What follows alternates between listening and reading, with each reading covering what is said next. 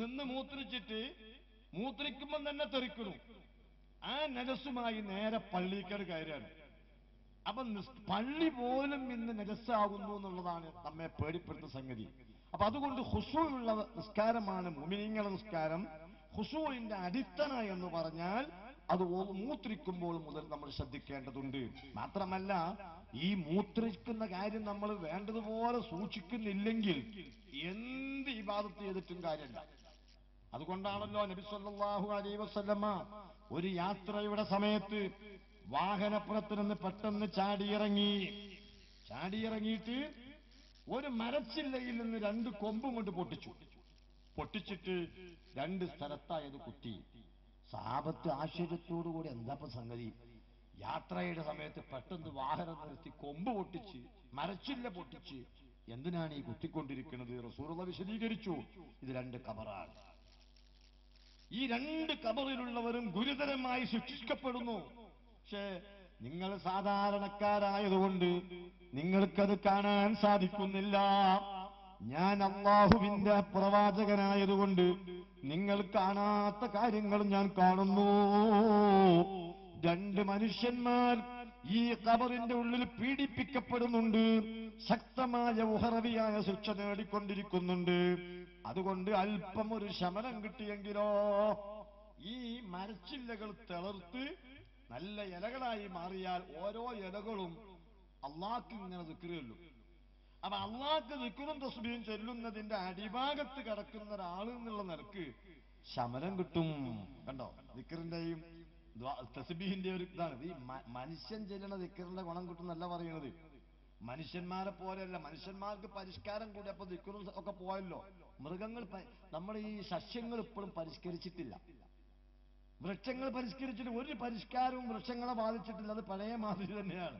അതുകൊണ്ട് അവരാ പഴയ രൂപത്തിലുള്ള ഇബാദത്ത് നടത്തി വരുന്നുണ്ട്, തസ്ബീഹ് ചൊല്ലുന്നുണ്ട്, ദിക്ർ ചൊല്ലുന്നുണ്ട് അള്ളാഹ്ക്ക്. അപ്പോ ഈ ഇലകൾ ഓരോന്നും ദിക്റുകളും തസ്ബീഹുകളും അള്ളാഹ്ക്ക് ചൊല്ലുമ്പോ അതിന്റെ തണലിൽ കിടക്കുന്ന ആള് എന്ന നിലക്ക് ഇവർക്ക് ആശ്വാസം കിട്ടിയെങ്കിലോ. അങ്ങനെയല്ലാതെ പിന്നെ മനുഷ്യന്മാർക്ക് എന്ത് ചെയ്യാൻ പറ്റി? ഇവർ ചെയ്ത തെറ്റാണ്, നമുക്കൊന്നും ചെയ്യാൻ കഴിയുകയില്ല. ഓരോരുത്തരും ചില തെറ്റിനുള്ള ശിക്ഷ അവൻ അനുഭവിച്ചേ പറ്റൂ. അപ്പൊ സഹാബത്ത് ചോദിക്കൂ, എന്താ നബിയെ ഈ മനുഷ്യന്മാർ ചെയ്ത ഗുരുതരമായ തെറ്റ്? അള്ളാഹുവിന്റെ റസൂല് പറഞ്ഞു, അതാ നിങ്ങളത് കേട്ടാൽ അത്ര വലിയ വിഷയമാക്കി എടുക്കൂ അറിയില്ല. കാരണം മനുഷ്യന്മാര് ചെറിയ സംഗതിയായി കാണുന്ന ഒരു സംഗതിയാണ് ഇവരിൽ വന്നത്. അതെന്താണ്? വരാണെന്ന് നമ്മളിപ്പോ പറയാം. റസൂലുള്ള പറഞ്ഞു, ഈ ഖബറിലുള്ള ആള് മൂത്രിച്ചു കഴിഞ്ഞാൽ ഇസ്തിബറ ചെയ്യാതെ. എന്താ ഇസ്തിബറ എന്ന് പറഞ്ഞാൽ? ഒന്നുകിൽ മൂത്രം നിന്ന ഉടനെ ഒന്ന് മാറിയിരുന്ന് നോക്കാതെ, അല്ലെങ്കിൽ മൂത്രിച്ച അവയവം ഒന്ന് തടവി നോക്കാതെ, അതുമല്ലെങ്കിൽ ശബ്ദം ഒന്ന് അനക്കി ഒന്ന് ഇളക്കി നോക്കാതെ, മൂത്രിച്ച് കഴിഞ്ഞ ഉടനെ എഴുന്നേറ്റ് പോരുന്ന ആളായതുകൊണ്ട് ഇയാളെ ഒറ്റ അമലും അല്ലാഹു സ്വീകരിച്ചില്ല. എല്ലാ അമലും നജസ് കൊണ്ട് അദ്ദേഹം ചെയ്തു. അതുകൊണ്ട് ആഖിറത്തിൽ ശിക്ഷ മാത്രമേ അദ്ദേഹത്തിന് ഉണ്ടാവുള്ളൂ. മറ്റേയാള് നാവ് കൊണ്ട് മനുഷ്യരെ ഉപദ്രവിച്ച ആളാണ്, ഗീബത്തും നമീമത്തും പറഞ്ഞ ആളാണ് എന്ന് നബി സല്ലല്ലാഹു അലൈഹി വസല്ലമ പറഞ്ഞു. അപ്പൊ ഞാനടക്കം അല്ലേ, നമ്മളടക്കം പലപ്പോഴും ചിന്തിക്കാറുണ്ട്, എന്താ നമുക്ക് ഖുശൂ വരാത്തത്?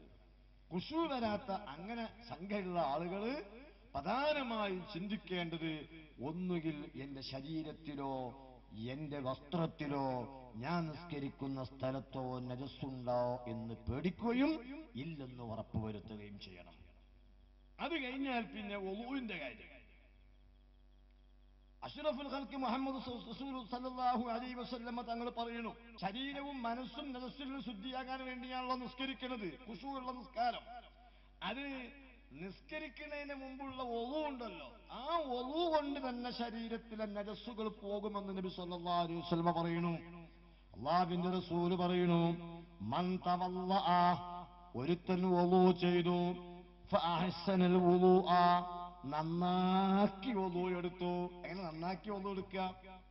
വുളുവിന്റെ അവയവങ്ങളൊക്കെ വെള്ളായി, കയറ്റി കഴുകേണ്ടതൊക്കെ കയറ്റി കഴുകി, നീട്ടി കഴുകേണ്ടതെല്ലാം നീട്ടി കഴുകി, നനയേണ്ട മുടികളൊക്കെ നനഞ്ഞു, ആ ശരിക്കും ഇയാൾ ഒളു എടുത്തു. എന്നാൽ ഖറജത്ത് ഖതായാഹു മിൻ ജസദിഹി, അവന്റെ ശരീരത്തിൽ നിന്ന് ദോഷങ്ങൾ മുഴുവനും അല്ലാഹു പുറപ്പെടുവിക്കും. എത്രത്തോളം? ഹത്താ തഖ്റുജ മിൻ തഹ്തി അൾഫാരി, അവന്റെ നഖത്തിന്റെ ഉള്ളിൽ നിന്ന് പോലും ദോഷം അല്ലാഹു തആല പുറത്തേക്ക് നീക്കും. നബി മുഹമ്മദുർ റസൂലുള്ളാഹി. അവിടെ നമ്മൾ എന്ത് ചെയ്യണം? ഒളു എടുക്കുന്ന വെള്ളം ഏറ്റവും ശുദ്ധിയുള്ള മുന്തിയ വെള്ളമായിരിക്കണം. അത് വളരെ പ്രധാനമായി ശ്രദ്ധിക്കേണ്ട കാര്യമാണ്. ഒളുവിന് വേണ്ടി ഉപയോഗിക്കുന്ന വെള്ളം അത് വളരെ നല്ല വെള്ളമായിരിക്കണം, ശുദ്ധിയുള്ള വെള്ളമായിരിക്കണം. പ്രത്യേകിച്ച് കുറഞ്ഞ വെള്ളം കൊണ്ട് നമ്മൾ ഒളു ഉണ്ടാക്കണം. ഒരു കിണ്ടി, അപ്പൊ കിണ്ടി ഉണ്ടാവലല്ലേ, ടാപ്പായിരിക്കും. എങ്കിലും ബക്കറ്റ്, ചിലപ്പോൾ ഒരു ബക്കറ്റിൽ വെള്ളം കൊണ്ടുപോയി നമ്മൾ അതുകൊണ്ട് ഒളു ഉണ്ടാക്കണം. വീടൊക്കെ എപ്പോഴും ഉണ്ടാവും. അവർ പ്രത്യേകമായി ശ്രദ്ധിക്കണം. നബി സല്ലല്ലാഹു അലൈഹി വസല്ലമ തങ്ങൾ പറയുന്നു, നിങ്ങൾ രാവിലെ നിങ്ങൾ ഉറക്കം കഴിഞ്ഞ് ഉണർന്നിട്ട് നിങ്ങളെ കൈ 3 വട്ടം കഴുകാതെ ആ കൈ നിങ്ങൾ വെള്ളത്തിൽ ഇടരുത്, പാത്രത്തിൽ ഇടരുത്. എന്നിട്ട് അള്ളാഹുവിന്റെ റസൂൽ പറയുന്നു, ഇന്നലെ രാത്രി നിന്റെ കൈ എവിടെയായിരുന്നു രാപ്പാർത്ത് എന്ന് എനക്കറിയില്ലല്ലോ. മാന്താൻ പാടില്ലാത്തവർക്ക് മാന്തിയിട്ടുണ്ടാവും, ചൊറിയാൻ പാടില്ലാത്തവർക്ക് ചൊറിഞ്ഞിട്ടുണ്ടാവും. ആ കൈ നീ രാവിലെ കുറഞ്ഞ വെള്ളത്തിൽ അങ്ങ് ഇട്ടു. അങ്ങനെ ആ വെള്ളം നീ രോഗാണുക്കളെ കൊണ്ട് പരത്തിയിട്ട് അതുകൊണ്ട് ഒളു ചെയ്യുന്നതും മറ്റു ശുദ്ധീകരണത്തിന് ആ വെള്ളം ഉപയോഗിക്കണവും ശരിയില്ല. എത്ര വലിയ ശുദ്ധിയാണ് അല്ലാഹുവിന്റെ റസൂൽ വിഭാവനം ചെയ്യുന്നതില്. നമ്മൾ ആരെങ്കിലും ശ്രദ്ധിക്കുമോ? നമ്മളെ ശരീരത്തിലെ എവിടെയെങ്കിലും കയ്യിപ്പ് തൊട്ടാ അതിപ്പോ നമ്മൾ കുടിക്കുന്ന വെള്ളത്തിൽ ഇട്ടാൽ എന്താ? ഇപ്പൊ നമ്മളെ ഭാര്യ, നമ്മൾ ചില ആളുകൾക്ക് പഴയ മെഷീനുള്ള ആൾക്കാരുണ്ടോ, 10-60 വയസ്സൊക്കെ ആൾക്കാര്, അവര് പായയിൽ നിന്ന് സുബൈക്ക് സ്റ്റാർട്ടായി കിട്ടണമെങ്കിൽ ഒരു കട്ടൻ ചായ അത് കിട്ടേണ്ടി വരും. അപ്പോഴാണ് നിറങ്ങി മൂളി ഇങ്ങനെ ആയി കിട്ടുള്ളൂ. അപ്പൊ നമ്മുടെ ഭാര്യ എഴുന്നേറ്റ ഉടനെ ഓൾ എന്താ ചെയ്യുന്നത്? ഒരു ഗ്ലാസ് ചായ. ആ ചായ കൊണ്ടുവന്ന് വരുമ്പോ ഓളെ വിരല് ഈ ഗ്ലാസ്സിൽ തട്ടിക്കൊണ്ട് ഇങ്ങനെ കൊണ്ടുവന്ന് വരികയാണ്. അത് കുടിക്കരുത് എന്ന് അല്ലാഹുവിന്റെ റസൂൽ പറയുന്നത്. കാരണം ആ ചായ നീ കുടിക്കണമെങ്കിൽ അവളെ കൈ എഴുന്നേറ്റ ഉടനെ 3 വട്ടം പുറത്തേക്ക് നീട്ടി കഴുകി വൃത്തിയാക്കിയിട്ടുണ്ട് എന്ന് ഉറപ്പുണ്ടെങ്കിലേ അത് കുടിക്കാവൂ. അതുപോലെ അങ്ങനെ കൈയിട്ട വെള്ളം കൊണ്ട് ഒളു ചെയ്യരുത്, കുടിക്കരുത്. എന്നിട്ട് റസൂലുള്ള പറയുന്നു, ഇന്നലെ രാത്രി ഈ കൈ എവിടെ രാപ്പാർത്തു എന്ന് ആർക്ക് പറയാൻ സാധിക്കും? പ്രത്യേകിച്ച് ഇനി തണുപ്പുള്ള രാത്രിയും കൂടി ആയാൽ കൈ പരമാവധി എവിടെയെങ്കിലും ഒളിപ്പിച്ചിട്ടായിരിക്കും വെച്ചിരിക്കുക. ആ കൈ കഴുകാതെ, പുറത്ത് കാട്ടി കഴുകാതെ ആ കൈ ഈ വെള്ളത്തിലിട്ടാൽ ആ വെള്ളം ഉപയോഗിക്കാൻ പാടില്ല എന്ന് അഷ്റഫുൽ ഖൽഖ് മുഹമ്മദ് റസൂലുള്ളാഹി പറയുമ്പോ നമ്മൾ ഒളുവെടുക്കുന്ന വെള്ളത്തിന്റെ ശുദ്ധി എത്രത്തോളായിരിക്കണം? അത്രയെങ്കിലും. അതുകൊണ്ടാണല്ലോ ഒളുവിന്റെ വെള്ളം കുടിക്കല് രോഗശമനാന്നാ. ഒളു ഉണ്ടാക്കിയിട്ട് ബാക്കിയുള്ള വെള്ളല്ലേ, അതിനൊരു സ്വൽപ്പം എടുത്ത് കുടിക്കല് രോഗശമനത്തിന് നല്ലതാണ് എന്നാ. പക്ഷെ അപ്പൊ അങ്ങനെ കുടിക്കാൻ പറ്റിയ വെള്ളം കൊണ്ടായിരിക്കണം ഒളു ഉണ്ടാക്കേണ്ടത്. അല്ലാതെ ഇപ്പൊ നമ്മള് പലപ്പോൾ ഈ ഔദര വെള്ളമൊന്നും ഇപ്പൊ അങ്ങനെ കുടിക്കാൻ പറ്റില്ല എന്ന് വരും. അതുപോലെ തന്നെ ഒളു ഉണ്ടാക്കുമ്പം വളരെ നമ്മൾ ശ്രദ്ധിക്കേണ്ടത് എന്തായാലുണ്ട്. അതിന്റെ റസൂലുള്ളാഹി സ്വല്ലല്ലാഹു അലൈഹി വസല്ലം പറയുന്നത് ഫഅഹ്സനുൽ വുളൂഹ, ഒളു നന്നാക്കിയെടുക്കുക. എങ്ങനെ ഒളു നന്നാക്കിയെടുക്കാം? ഒളു എടുക്കുന്നതിന്റെ മുമ്പ് ബ്രഷ് ചെയ്യുക. ഇതൊരു പ്രധാന വിഷയം. ഒളു നന്നാകാനുള്ളതാണ്. മനുഷ്യൻ ഏതൊരു നല്ല കാര്യം ചെയ്യുമ്പോഴും ആമുഖത്തിൽ മിസ്വാക്ക് ചെയ്യണം. ആ മിസ്വാക്ക് ബ്രഷ് വലത്തെ കൈ കൊണ്ട് പിടിച്ച് ബിസ്മില്ലാഹിർ റഹ്മാനിർ റഹീം എന്ന് ചൊല്ലി മിസ്വാക്ക് ചെയ്യുന്ന സുന്നത്ത് ഞാൻ വീട്ടുന്നു എന്ന് കരുതി വലതുഭാഗത്തേക്ക്, വായയുടെ ഈ വലത്തെ കോട്ടിലേക്ക് ബ്രഷ് ആദ്യം വെച്ച് അവിടെ വരച്ച്, പിന്നെ ഈ മുൻഭാഗത്തിലൂടെ വരച്ച് ഇടതുഭാഗത്തും കൂടെ വരച്ച് ആ ബ്രഷ് കൊണ്ട് മധ്യഭാഗത്ത്, അതായത് നാവ്, അതും കൂടെ നാക്കി കഴുകുന്നതിനാണ് കൂലി കിട്ടുന്ന മിസ്വാക്ക്. ആ രൂപത്തിൽ. അപ്പൊ രാവിലെ ഇപ്പൊ നമ്മൾ എന്താകേണ്ടുള്ളൂ? നന്നായിട്ട് വരച്ചു കഴുകേണ്ടതുള്ളൂ. ഈ സുന്നത്തിന് വേണ്ടിയുള്ള കേക്ക് നമ്മൾ ഇങ്ങനെ ഒരു 2 വട്ടം ഇങ്ങനെയും ഒന്ന് മുൻഭാഗത്തും ഒന്ന് ഇടതുഭാഗത്തും ഒന്ന് നാവും ആക്കി അപ്പൊ ഇതൊരു സ്കൂല് കിട്ടും. അപ്പൊ ഒളുവിന്റെ മുമ്പ് എന്ത് ചെയ്യണം? നല്ല നിലക്കൊന്ന് ബ്രഷ് ചെയ്യണം. ബ്രഷ് ചെയ്ത ശേഷം നമ്മുടെ നഖങ്ങൾ എവിടെയെങ്കിലുമൊക്കെ ഇങ്ങനെ വെള്ളം എന്തെങ്കിലും ഉണ്ടോ, അഴുക്കുകളുണ്ടോ, അതൊക്കെ ശരിക്കൊന്ന് നോക്കിയിട്ട് അത് വേറെ കേകിക്കളയണം. പ്രത്യേകിച്ച് ഓഫീസിൽ ജോലി ചെയ്യുന്ന ആളുകൾ, മഷി നിറച്ച പെന്നുകൊണ്ട് സ്ഥിരമായി എഴുതുന്ന ആളുകൾ, അപ്പൊ അതൊക്കെ എവിടെയും കട്ട പിടിച്ച് നമുക്കൊന്ന് പുറത്തേക്ക് നീക്കി ഒളുവിന്റെ ഭാഗമായിട്ട് അതൊക്കെ ആദ്യം കേകിക്കളയണം. അങ്ങനെ വല്ല നെയ്യോ അതുപോലെ തന്നെ കുഴമ്പോ അല്ലെങ്കിൽ ദാറോ വിളഞ്ഞീനോ അങ്ങനത്തെ എന്തെങ്കിലും വെള്ളം ചേരുന്നതിന് വിലക്ക് നൽകുന്ന എന്തെങ്കിലും സാധനങ്ങളാണ് ഇതൊക്കെ നീക്കിയിട്ടാണ് ഒളു ആരംഭിക്കേണ്ടത്. ഒളു ആരംഭിക്കുമ്പോ ആദ്യമായി അഊദു ബില്ലാഹി മിനശ് ശൈത്വാനിർ റജീം, ശൈത്താൻ ഒന്നാണ്ട് പുറത്താക്കണം. ആദ്യമായിട്ട് ഏതൊരു സംഗതി ചെയ്യുമ്പോഴും ഖുശൂഇന് തടസ്സം ശൈത്താനാണ്. അതുകൊണ്ട് ഇവനെ ഒന്ന് പുറത്താക്കണം.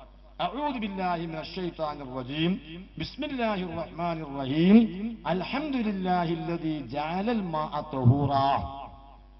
ഒരു ചെല്ലൽ സുന്നത്തുണ്ട്.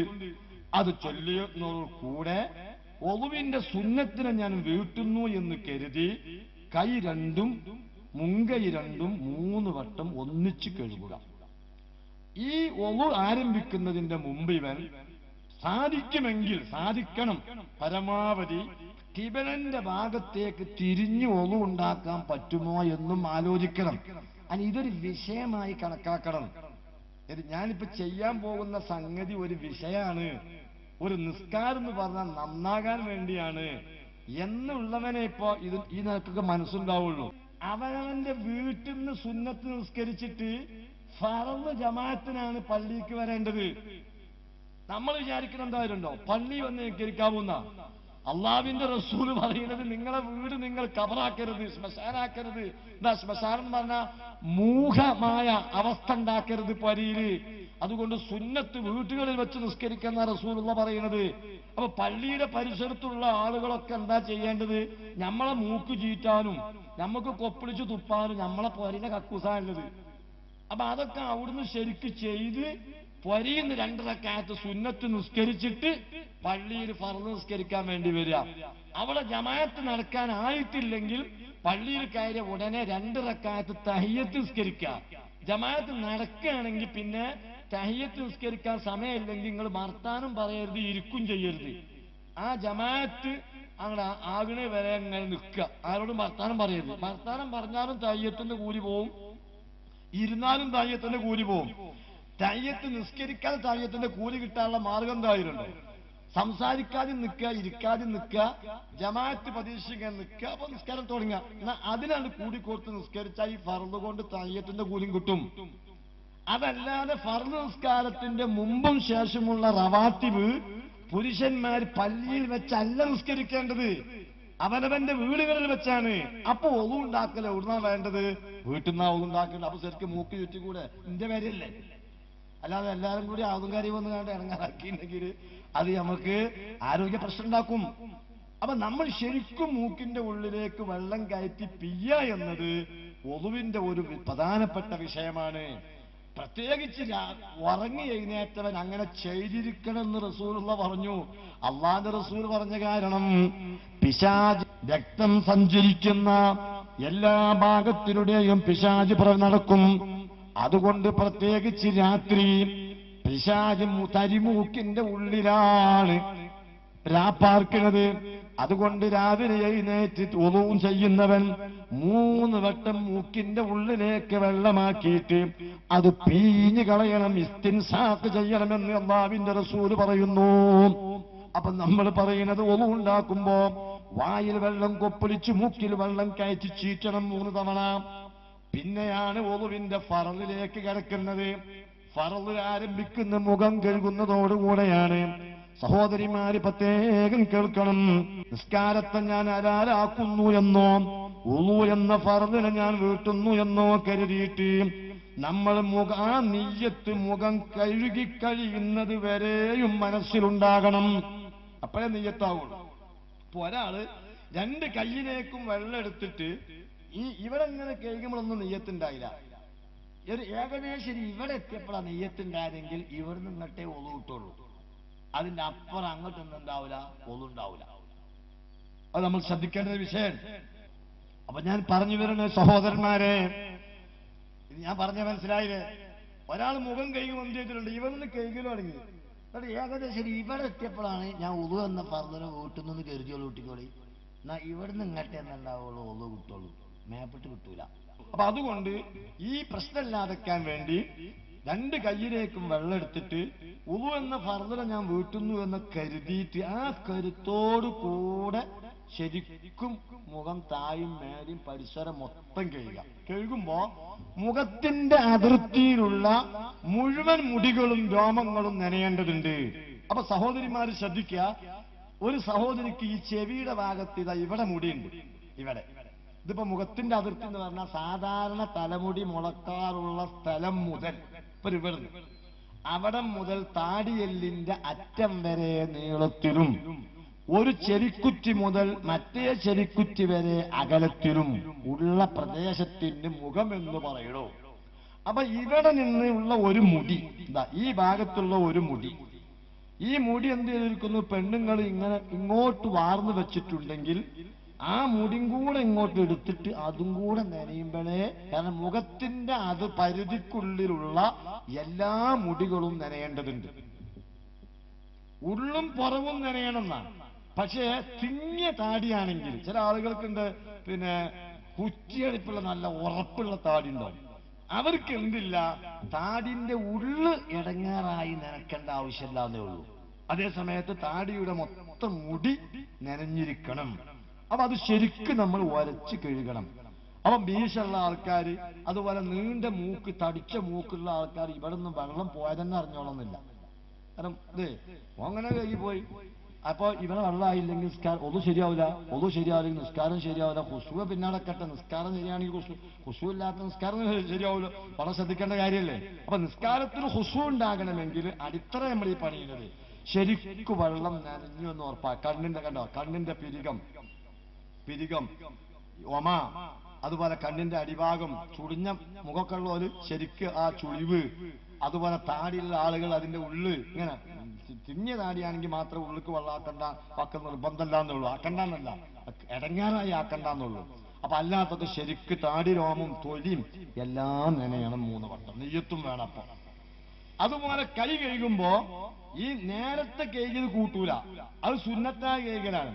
ഇപ്പൊ ഫർളായ കൈകളായതുകൊണ്ട് മൊത്തം ഇതാ ഈ മുട്ട് വരെയല്ല, മുട്ട് ഉൾപ്പെടെ, മുട്ട് വരെ കൈകാണ്. ചില കുട്ടികളെ ഒന്നുണ്ടാക്കുമ്പോ കാണാം ഇങ്ങനെ വെള്ളമാക്കിയിട്ട് ഇവിടെ വെള്ളം ഉണ്ടാവില്ല, നനീല. അത് നോക്കേണ്ടി നനീല. അപ്പൊ അതിൽ നമ്മൾ എന്ത് വേണം, കയ്യിലേക്ക് ശരിക്കും വെള്ളാക്കി ഫസ്റ്റ് കൈകളുണ്ടല്ലോ, ഫസ്റ്റ് കൈകള് ഇതാ നന്നായി വരച്ച് കഴിക്കണം. ഇവിടെ എത്തുമ്പോ ഇവിടെ വരക്കൽ ഇങ്ങനെയല്ല, ഇവിടെ വരക്കൽ ഇങ്ങനെയാണ്, ഇങ്ങനെ വെക്കണം. അതുപോലെ ഇവിടെ ഇങ്ങനെ വരക്കണം, ഇവിടെ ഇങ്ങനെ ശരിക്കും ഇങ്ങനെ വരക്കണം, ഇവിടെ ഇങ്ങനെ ആക്കണം. അങ്ങനെ ഒരു കൈ നന്നായി വരച്ച് കഴിയിട്ട് പിന്നെ 2 വട്ടാക്കി, എന്നാലും വെള്ളം കൊടുത്തു ആവും. അങ്ങനെ 2 കൈയും കയറ്റി കഴിക്കണം, പരമാവധി കയറ്റി മുട്ട് ഉൾപ്പെടെ മൊത്തം കഴിക്കണം. കുറച്ച് സമയം പിടിക്കുന്നത്, ആ തിരക്ക് ഇതിന് പറ്റൂല. തിരക്കിനെ കാക്ക കുളിക്കുന്ന മാതിരിയാണ് ചെന്നിട്ട് ഇങ്ങനെ ആക്കിയിട്ട്, അതുകൊണ്ട് ഒതുവാവില്ല. ഇതൊരു സംഗതിക്ക് ചെയ്യാന്നുള്ള ബോധം ഉണ്ടായാൽ മതി. അങ്ങനെ 2 കൈയും കഴുകിയിട്ട് പിന്നെ തല തടവുക. തല തടവുമ്പോ തലയുടെ അതിർത്തിയിൽപ്പെട്ട മുടി അത് അല്പം, ശരിയായ തല മുഴുവൻ തടവൽ സുന്നത്തേ ഉള്ളൂ. നമ്മളെ മതം അനുസരിച്ച് തലയിന്ന് അല്പം തടവിയാലും മതി. അപ്പൊ ശരിക്കും നമ്മൾ ഇങ്ങനെ ഒരു ഇത്ര ഭാഗമെങ്കിലും ശരിക്കും ഇങ്ങനെ നന്നായിട്ട് തല തടവുക, 3 വട്ടം തല തടവുക. ചെവിയുടെ ഉള്ളും പുറവും തടവുക എന്നാ സുന്നത്ത്, അത് സുന്നത്താണ്. തല തടവൽ നിർബന്ധമാണ്. ചെവിയുടെ ഉള്ളും പുറം തടവൽ ഇങ്ങനെയാക്കിയപ്പോ പുറമെ മാത്രമേ ഉണ്ടാവുള്ളൂ. അപ്പൊ അതുകൊണ്ട് കയ്യിൽ വെള്ളം എടുത്തത് കുടഞ്ഞിട്ട് ആ നനവിത ഇങ്ങനെ അങ്ങോട്ടാക്കി ഇങ്ങനെ ഉണ്ടാക്കിയാൽ മതി, ഇങ്ങനെ ഉണ്ടാക്കി. അപ്പൊ നമ്മൾ ശരിക്ക് ഇതിലങ്ങോട്ടാക്കി ഇങ്ങനെ ഉണ്ടാക്കുമ്പോ ശരിക്കാവും. ആ നിലക്ക് കഴുകി കാല് ശരിക്ക് അതിന്റെ ഉള്ള്, അടിഭാഗവും മേൽഭാഗവും ചുളിഞ്ഞ സ്ഥലവും ഒക്കെ വെള്ളം നന്നായി കഴുകി, വെള്ളം കൊണ്ട് കഴുകി കാല് പരമാവധി നമ്മളെ മടമ്പ് ഉൾപ്പെടെ ശരിക്ക് കഴുകണം. ചില ആൾക്കാർ നല്ല കുണ്ടുണ്ടാവും അവിടെ 2 വിരൽ കൊണ്ടും ഇങ്ങനെ ശരിക്ക് കഴുകി കാല് കഴുകണം. അങ്ങനെ കാല് കഴുകി ഇപ്പൊ ഒതു കഴിഞ്ഞു. ഒതു കഴിഞ്ഞിട്ട് പൂർണ്ണമായ ഒതു കഴിഞ്ഞ് നമ്മൾ വളരെ ശുദ്ധിയുള്ള വെള്ളം കൊണ്ടല്ലേ ഒതു ഉണ്ടാക്കണേ, അതിനൊരു ഇത്തിരി കുടിച്ച് ബിസ്മില്ലാഹിർ റഹ്മാനിർ റഹീം കുടിച്ച് കിബിലന്റെ ഭാഗത്തേക്ക് അങ്ങ് നിന്നിട്ട് ഒരു പ്രാർത്ഥന അങ്ങ് നടത്തുക. എന്താ പ്രാർത്ഥന? അശ്ഹദു അല്ലാ ഇലാഹ ഇല്ലല്ലാഹു വഹ്ദഹു ലാ ശരീക ലഹു വഅശ്ഹദു അന്ന മുഹമ്മദൻ അബ്ദുഹു വറസൂലുഹു اللهم اجعلني من التوابين واجعلني من المتطهرين واجعلني من عبادك الصالحين سبحانك اللهم اشهد ان لا اله الا انت استغفرك واتوب اليك. എന്താ ഈ പ്രാർത്ഥന കൊണ്ട് കിട്ടുന്നതെന്നല്ലേ? അഷ്റഫുൽ ഖൽഖ് സല്ലല്ലാഹു അലൈഹി വസല്ലം തങ്ങൾ പറയുന്നു, സ്വർഗ്ഗത്തിന് 8 വാതിലുണ്ട്. ഈ 8 വാതിലും മലർക്ക തുറന്നു വെച്ചിട്ട് നിനക്ക് ഇഷ്ടമുള്ള വാതിലിലൂടെ പ്രവേശിച്ചോ എന്ന് ഈ പ്രാർത്ഥന നടത്തിയവനോട് നാളെ പറയും. പോരെ സഹോദരന്മാരെ? നമുക്ക് എന്താ ഈ പറഞ്ഞിരിക്കുന്നത്? നാളെ ഇങ്ങനെ കൃത്യമായി ഒളു ചെയ്ത് ഈ പ്രാർത്ഥന കണ്ടിന്യൂ ആയി പോരുന്ന ഒരു മനുഷ്യൻ ആഖിറത്തിലേക്ക് അങ്ങ് ചെല്ലുമ്പോ സ്വർഗത്തിന്റെ വാതിലുകളൊക്കെ തുറന്നു വെച്ചിട്ട് അള്ളാഹ് പറയാണ്, ഇഷ്ടമുള്ള വാതിലൂടെ കയറിക്കോ. കാരണം എന്തായിരുന്നോ, ദിവസം 5 നേരെങ്കിലും ഇവ എന്താ പറഞ്ഞത്? അല്ലാഹുമ്മ ജഅൽനീ മിനത്ത് തവ്വാബീൻ, നീ തൗബ സ്വീകരിക്കുന്നവരെ കൂട്ടത്തിൽ എന്നെ പെടുത്തണം. വജഅൽനീ മിനൽ മുതതഹിരീൻ, നീ ഉള്ളും പുറവും ശുദ്ധിയാക്കിയവരെ കൂട്ടത്തിൽ എന്നെയും നീ ശുദ്ധിയാക്കി തരണം. വജഅൽനീ മിൻ ഇബാദിക സ്വാലിഹീൻ, നിന്റെ സ്വാലിഹീങ്ങളായ അടിമകളിൽ എന്നെ ഉൾപ്പെടുത്തി തരണം. ഇത് ദിവസം 5 വട്ടമെങ്കിലും പറഞ്ഞ മനുഷ്യനാണ്. അതുകൊണ്ട് അല്ലാഹു ആ പ്രാർത്ഥന അങ്ങ് കബൂലാക്കിയത് കൊണ്ട് നാളെ മഹ്ശറയിൽ വെച്ച് ഇവനോട് പറയും, നീ ഇഷ്ടപ്പെട്ട വാതിലിലൂടെ സ്വർഗത്തിലേക്ക് പ്രവേശിച്ചോ. നമ്മളിൽ എത്ര പേര് ഈ പ്രാർത്ഥന നടത്തുന്നുണ്ട്? നമ്മൾ ഖുശൂഇന്റെ കാര്യമാണല്ലോ ചർച്ച ചെയ്യുന്നത്. ആ ഖുശൂ ഉണ്ടാകണമെങ്കിൽ നിങ്ങൾ നോക്കൂ, ഈ അടിത്തറകൾ പണിയേണ്ടതില്ലേ? ഈ നിലക്ക് ഒളു ഉണ്ടാക്കിയിട്ട് നിസ്കരിക്കുകയാണ് എന്ന നിലക്ക് പ്രിയപ്പെട്ട സഹോദരന്മാരെ, നമ്മളങ്ങ് മുന്നിട്ട് നിന്നാൽ അള്ളാഹുവിന്റെ റസൂല് പറയുന്നു, അവന്റെ എല്ലാ ദോഷവും അല്ലാഹു തആല പുറത്തു കൊടുക്കും. അള്ളാഹുവിന്റെ റസൂല് പാത്രത്തിൽ വെള്ളം എടുത്തിട്ട് നല്ല നിലക്ക് ഒളു അങ്ങ് എടുത്തു കാണിച്ചു കൊടുത്തു. സഹാബാക്കൾ ഇങ്ങനെ ശരിക്കു വരിക്ക് നിർത്തി, വട്ടത്തിൽ നിർത്തി. എന്നിട്ട് ഒരു മനുഷ്യൻ ഒളു ചെയ്യേണ്ട രൂപത്തിൽ ഒളു ചെയ്തു. ഒളു ചെയ്തിട്ട് അവിടുന്ന് എഴുന്നേറ്റിട്ട് അതിൽ നിന്ന് അല്പം കുടിച്ചുകൊണ്ട് എഴുന്നേറ്റു. എന്നിട്ട് പറഞ്ഞു, മൻ തവല്ലാ നഅവ വുളൂഇ ഹദാ, ഞാൻ ഈ എടുത്ത മാതിരി നിങ്ങൾ ആരെങ്കിലും ഒളു ചെയ്താൽ സുമ്മ യുസല്ലി റകഅത്തൈനി, പിന്നെ 2 റക്അത്ത് നിങ്ങൾ നിസ്കരിക്കുകയും ചെയ്താൽ ലാ യുഹദ്ദിസു നഫ്സഹു ഫീഹിമാ ബിശൈഇൻ, ഐഹിക കാര്യങ്ങളെ ദുനിയാവിന്റെ കാര്യങ്ങളെ കുറിച്ചൊന്നും നിങ്ങൾ ചിന്തിച്ചതുമില്ല. എന്നാൽ ഗുഫിറലഹു, നിങ്ങളെ പാപം ഈ ഒളു കൊണ്ട് തന്നെ പുറത്തു കിട്ടുമെന്ന് നബി മുഹമ്മദുർ റസൂലുള്ളാഹി.